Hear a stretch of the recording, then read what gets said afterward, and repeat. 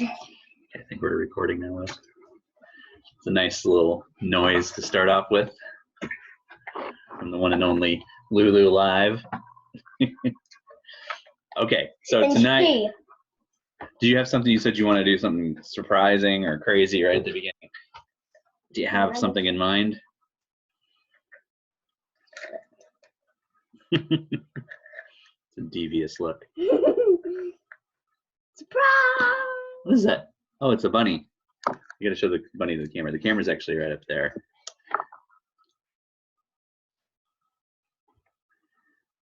The bunny of There it is. It's our icon. Yeah, well, it was from yesterday's thumbnail. Maybe it will be again tonight. It's our icon. Okay, so we just left the part where the peach has fallen off the tree and the bugs are floating or rolling towards their freedom, and they have flattened Spiker and Sponge. So now we start chapter 16. And now the peach had broken out of the garden and was over the edge of the hill, rolling and bouncing down the steep slope at a terrific pace. Faster and faster and faster it went, and the crowds of people who were climbing up the hill suddenly caught sight of this terrible monster plunging down upon them, and they screamed and scattered to right and left as it went hurtling by. At the bottom of the hill, it charged across the road, knocking over a telegraph pole and flattening two parked cars as it went by. Then it rushed madly across about 20 fields, breaking down all the fences and hedges in its path. It went right through the middle of a herd of fine Jersey cows, and then through a flock of sheep, and then through a paddock full of horses, and then through a yard full of pigs. And soon the whole countryside was a seething mass of panic-stricken animals, stampeding in all directions. The peach was still going at a tremendous speed, with no sign of slowing down. And about a mile farther on, it came to a village. Down the main street of the village it rolled, with people leaping frantically out of its path right and left.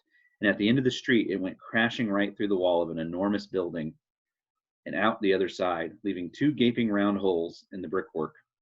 This building happened to be a famous factory where they made chocolate.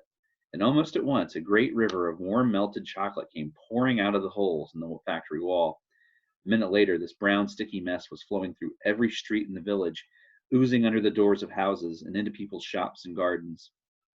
Children were wading in it up to their knees, and some were even trying to swim in it, and all of them were sucking it into their mouths in great greedy gulps and shrieking with joy. You could do a shriek with joy right there if you wanted to. Okay. But the peach rushed on across the countryside, on and on and on, leaving a trail of destruction in its wake. Cowsheds, stables, pigsties, barns, bungalows, hayricks, anything that got in its way went toppling over like a ninepin. An old man sitting quietly beside a stream had his fishing rod whisked out of his hands as it went dashing by. And a woman called Daisy Entwistle was standing so close to it as it passed, she had the skin taken off the tip of her long nose. Would it ever stop? Why should it? A round object will always keep on rolling as long as it is on a downhill slope. And in this case, the land sloped downhill all the way until it reached the ocean, the same ocean that James had begged his aunts to be allowed to visit the day before. Well, perhaps he was going to visit it now. The peach was rushing closer and closer to it every second, and closer also to the towering white cliffs that came first. These cliffs are the most famous in the whole of England, and they are hundreds of feet high. Below them, the sea is deep and cold and hungry. Many ships have been swallowed up. Been swallowed up and lost forever on this part of the coast, and all the men who were in them as well. The peach was now only 100 yards away from the cliff. Now 50, now 20, now 10, now 5, and when it reached the edge of the cliff, it seemed to leap up into the sky and hang there suspended for a few seconds, still turning over and over in the air. Then it began to fall. Down, down, down, down. Smack! It hit the water with a colossal splash and sank like a stone. But a few seconds later, up it came again, and this time up it stayed, floating serenely upon the surface of the water. At this moment, the scene inside the peach itself was one of indescribable chaos. James Henry Trotter was lying bruised and battered on the floor of the room amongst a tangled mass of centipede and earthworm and spider and ladybird and glowworm and old green grasshopper. In the whole of history of the world, No travelers had ever had a more terrible journey than these unfortunate creatures. It had started out well, with much laughing and shouting, and for the first few seconds, as the peach had begun to roll slowly forward, nobody had minded being tumbled about a little bit. And when it went bump, and the centipede had shouted, "That was Aunt Sponge," and then bump again, and "That was Aunt Spiker," there had been a tremendous burst of cheering all around. But as soon as the peach rolled out of the garden and began to go down the steep hill, rushing and plunging and bounding madly downward, then the whole thing became a nightmare. James found himself being flung up against the ceiling, then back onto the floor, then sideways against the wall, then up to the ceiling again, and up and down and back and forth and round and round. And at the same time, all the other creatures were flying through the air in every direction, and so were the chairs and the sofa, not to mention the 42 boots belonging to the centipede. Everything and all of them were being rattled around like peas inside an enormous rattle that was being rattled by a mad giant who refused to stop. To make it worse, something went wrong with the glowworm's lighting system, and the room was in pitchy darkness. There were screams and yells and curses and cries of pain, and everything kept going round and round.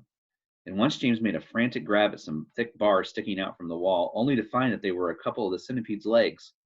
"Let go, you idiot!" shouted the centipede, kicking himself free. And James was promptly flung across the room into the old green grasshopper's horny lap. Twice he got tangled up in Miss Spider's legs. Horrid business. And towards the end, the poor earthworm, who was cracking himself like a whip every time he flew through the air from one side of the room to the other, coiled himself around James's body in a panic and refused to unwind. Oh, it was a frantic and terrible trip. But it was all over now, and the room was suddenly very still and quiet. Everybody was beginning slowly and painfully to disentangle himself from everybody else. "Let's have some light," shouted the centipede. "Yes," they cried. "Light, give us some light." "I'm trying," answered the poor glowworm. "I'm doing my best. Please be patient." They all waited in silence. Then a faint greenish light began to glimmer out of the glowworm's tail, and this gradually became stronger and stronger until it was, anyway, enough to see by. "Some great journey," the centipede said, limping across the room. "I shall never be the same again," murmured the earthworm. "Nor I," the ladybird said. "It's taken years off my life." "But my dear friends," cried the old green grasshopper, trying to be cheerful, "we are there." "Where?" they asked. "Where? Where is there?" "I don't know," the old green grasshopper said, "but I'll bet it's somewhere good." "We are probably at the bottom of a coal mine," the earthworm said gloomily. "We certainly went down and down and down very suddenly at the last moment. I felt it in my stomach. I still feel it." "Perhaps we are in the middle of a beautiful country full of songs and music," the old green grasshopper said. "Or near the seashore," said James eagerly, "with lots of other children down on the sand for me to play with." "Pardon me," murmured the ladybird, turning a trifle pale, "but am I wrong in thinking that we seem to be bobbing up and down?" "Bobbing up and down!" they cried. "What on earth do you mean?" "You're still giddy from the journey," the old green grasshopper told her. "You'll get over it in a minute. Is everybody ready to go upstairs now and take a look around?"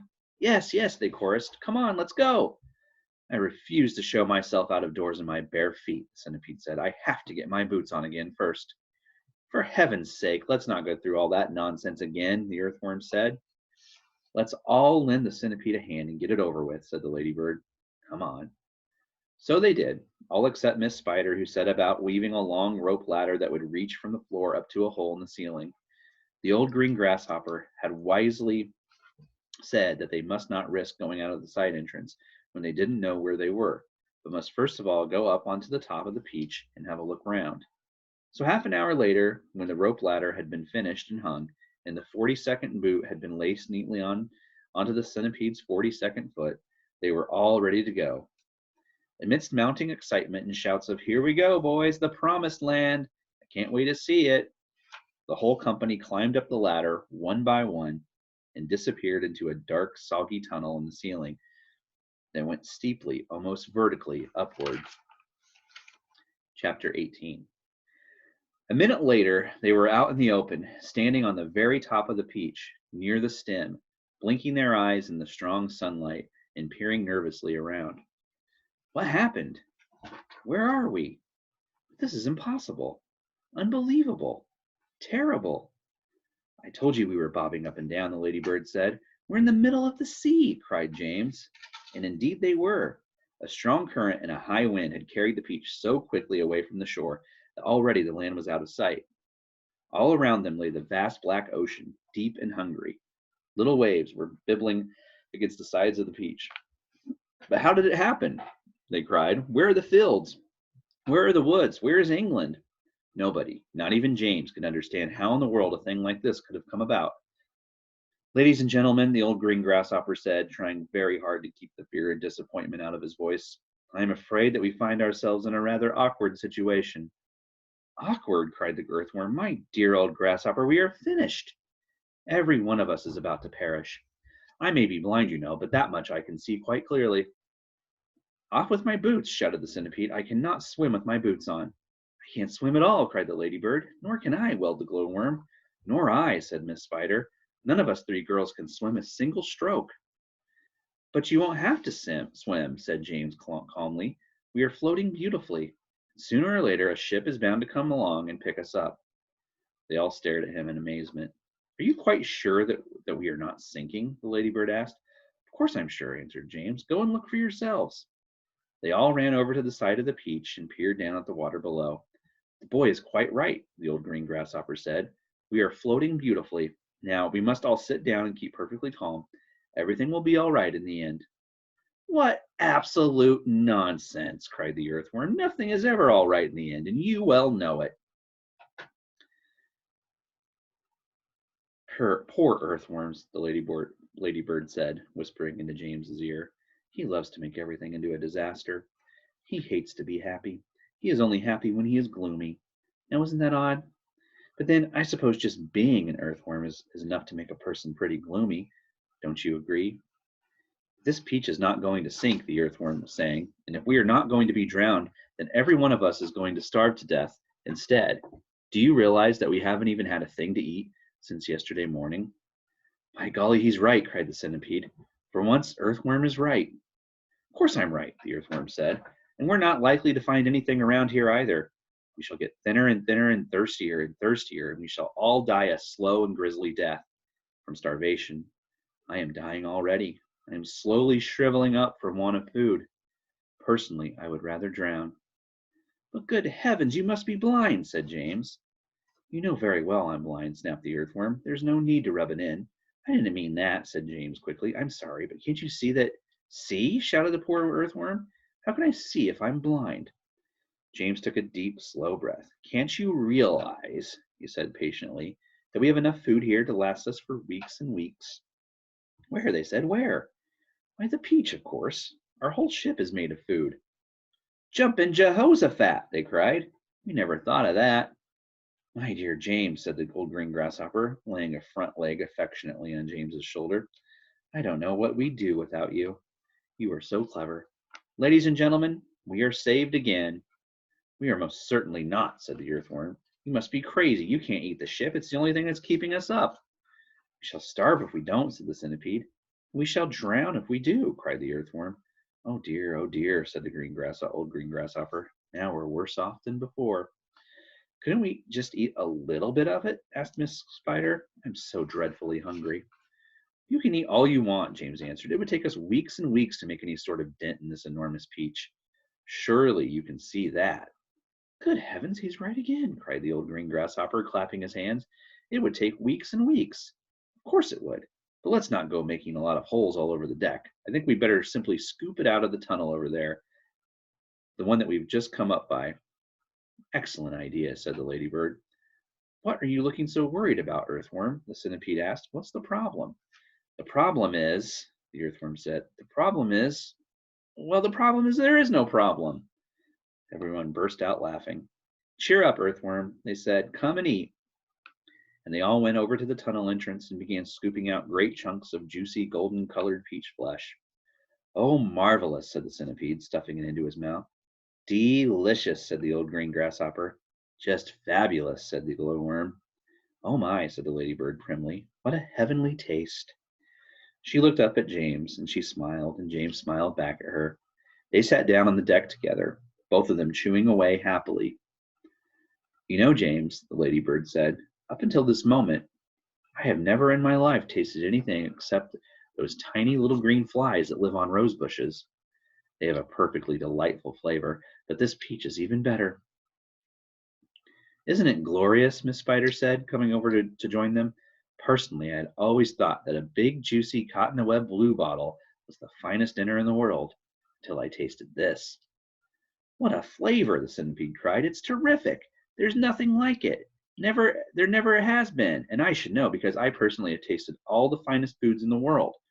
Whereupon the centipede, with his mouth full of peach and with juice running down all over his chin, suddenly burst into song. I have eaten many strange and scrumptious dishes in my time, like jellied gnats and dandyprats and earwigs cooked in slime, and mice with rice. They're really nice when roasted in their prime, but don't forget to sprinkle them with just a pinch of grime. I've eaten fresh mud burgers by the greatest cooks there are, and scrambled dregs and stink bugs' eggs and hornets stewed in tar, and pails of snails and lizards' tails and beetles by the jar. A beetle is improved by just a splash of vinegar.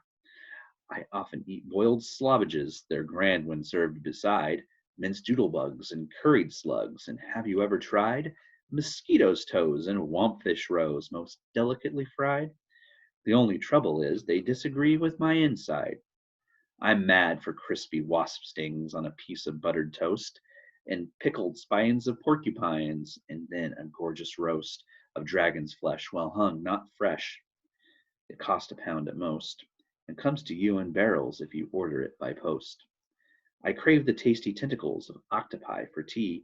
I love hot dogs. I love hot frogs. And surely you'll agree, a plate of soil with engine's oil, a super recipe. I hardly need to mention that it's practically free. For dinner on my birthday, shall I tell you what I chose? Hot noodles made from poodles on a slice of garden hose, and a rather smelly jelly made of armadillo's toes. Jelly is delicious, but you have to hold your nose. Now comes, the centipede declared, the burden of my speech. These foods are rare beyond compare. Some are right out of reach. But there's no doubt I'd go without a million plates of each for one small mite, one tiny bite of this fantastic peach. Everybody was feeling happy now. The sun was shining brightly out of a soft blue sky, and the day was calm. The giant peach, with the sunlight glinting on its side, was like a massive golden ball sailing upon a silver sea. Chapter 19. Look, cried the centipede just as they were finishing their meal. Look at that funny thin black thing gliding through the water over there. They all swung round to look. There are two of them, said Miss Spider. There are lots of them, said the ladybird. What are they? Asked the earthworm, getting worried. They must be some kind of fish, said the old green grasshopper. Perhaps they have come along to say hello. They are sharks, cried the earthworm. I'll bet you anything you like that they are sharks and they have come along to eat us up. What absolute rot, the centipede said, but his voice seemed suddenly to have become a little shaky, and he wasn't laughing. I'm positive they are sharks, said the earthworm. I just know they are sharks. And so, in actual fact, did everybody else, but they were too frightened to admit it. There was a short silence. They all peered down anxiously at the sharks who were cruising slowly round and round the peach. Just assuming that they are sharks, the centipede said. There still can't be possibly any danger if we stay up here. But even as he spoke, one of those thin black fins suddenly changed direction and came cutting swiftly through the water right up to the side of the peach itself. The shark paused and stared up at the company with small, evil eyes. Go away, they shouted. Go away, you filthy beast. Slowly, almost lazily, the shark opened his mouth, which was big enough to have swallowed a preambulator, and made a lunge at the peach. They all watched, aghast. And now, as though as a signal from the leader, all the other sharks came swimming in towards the peach, and they clustered around it and began to attack it furiously. There must have been 20 or 30 of them at least, all pushing and fighting and lashing their tails and churning the water into a froth. Panic and pandemonium broke out immediately on top of the peach. Oh, we are finished now, cried Miss Spider, wringing her feet. They will eat up the whole peach, and then there'll be nothing left for us to stand on, and they'll start on us. She is right, shouted the ladybird. We are lost forever. Oh, I don't want to be eaten, wailed the earthworm. But they will take me first of all because I am so fat and juicy and I have no bones. Is there nothing we can do? Asked the ladybird, appealing to James. Surely you can think of a way out of this. Suddenly they were all looking at James. Think, begged Miss Spider. Think, James, think. Come on, said the centipede. Come on, James. There must be something we can do. Their eyes waited upon him, tense, anxious, pathetically hopeful. Chapter 20. There is something that I believe we might try, James Henry Trotter said slowly. I'm not saying it'll work. Tell us, cried the earthworm. Tell us quick. We'll try anything you say. We'll try anything you say, said the centipede. But hurry, hurry, hurry. Be quiet and let the boy speak, said the ladybird. Go on, James. They all moved a little closer to him. There was a longish pause. Go on, they cried frantically. Go on. And all the time while they were waiting, they could hear the sharks threshing around in the water below them. It was enough to make anyone frantic. Come on, James, the ladybird said, coaxing him. I'm afraid it's no good after all, James murmured, shaking his head. I'm terribly sorry. I forgot. We don't have any string. We'd need hundreds of yards of string to make this work. What sort of strings? Asked the old green grasshopper sharply. Any sort, just so long as it's strong. Oh, my dear boy, that's exactly what we do have. We've got all you want. How? Where? The silkworm, cried the old green grasshopper. Didn't you ever notice the silkworm? She's still downstairs. She never moves. She just lies there sleeping all day long. But we can easily wake her up and make her spin. And what about me, may I ask? Said Miss Spider. I can spin just as well as any silkworm. What's more, I can spin patterns. Can you make enough between you? Asked James. As much as you want? And quickly? Of course, of course. Would it be strong? The strongest there is. It's as thick as your finger. But why? What are you going to do? I'm going to lift this peach clear out of the water, James announced firmly. You're mad, cried the earthworm. It's our only chance. The boy's crazy. He's joking. Go on, James, said the ladybird said gently. How are you going to do it? Skyhooks, I suppose, jeered the centipede. Seagulls, James answered calmly. The place is full of them. Look up there. They all looked up and saw a great mass of seagulls wheeling around and round in the sky. I'm going to take a long silk string, James went on, and I'm going to loop one end of it around a seagull's neck. And then I'm going to tie the other end to the stem of the peach. He pointed to the peach stem, which was standing up like a short, thick mast in the middle of the deck. Then I'm going to get another seagull and do the same thing again, then another and another. Ridiculous, they shouted. Absurd. Poppycock. Balderdash. Madness. And the old green grasshopper said, How can a few seagulls lift an enormous thing like this up into the air, and all of us as well? It would take hundreds, thousands. There is no shortage of seagulls, James answered. Look for yourself. We'll probably need 400, 500, 600, maybe even 1,000. I don't know. I shall simply go on hooking them up to the stem until we have enough to lift us. They'll be bound to lift us in the end. It's like balloons. You give someone enough balloons to hold, really enough, then up he goes. And a seagull has far more lifting power than a balloon. If only we have the time to do it. We're not sunk first by those awful sharks. You're absolutely off your head, said this earthworm. How on earth do you propose to get a loop of string around a seagull's neck? I suppose you're going to fly up there yourself and catch it. The boy's dotty, said the centipede. Let him finish, said the ladybird. Go on, James. How would you do it? With bait. Bait? What sort of bait? With a worm, of course. Seagulls love worms, didn't you know that? And luckily for us, we have here the biggest, fattest, pinkest, juiciest earthworm in the world. You can stop right there, the earthworm said sharply. That's quite enough. Go on, the others said, beginning to grow interested. Go on. The seagulls have already spotted him, James continued. That's why there are so many of them circling around. But they daren't come down to get him while all the rest of us are standing there. So this is what... Stop, cried the earthworm. Stop, stop, stop. I won't have it. I refuse. Be quiet, said the centipede. Mind your own business. I like that. My dear earthworm, you're going to be eaten anyway, so what difference does it make whether it's sharks or seagulls? I won't do it. Why don't we hear what the plan is first, said the old green grasshopper. I don't give a hoot what the plan is, cried the earthworm.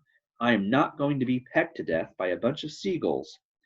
You will be a martyr, said the centipede. I shall respect you for it the rest of my life. So will I, said Miss Spider. And your name will be in all the newspapers. Earthworm gives life to save friends.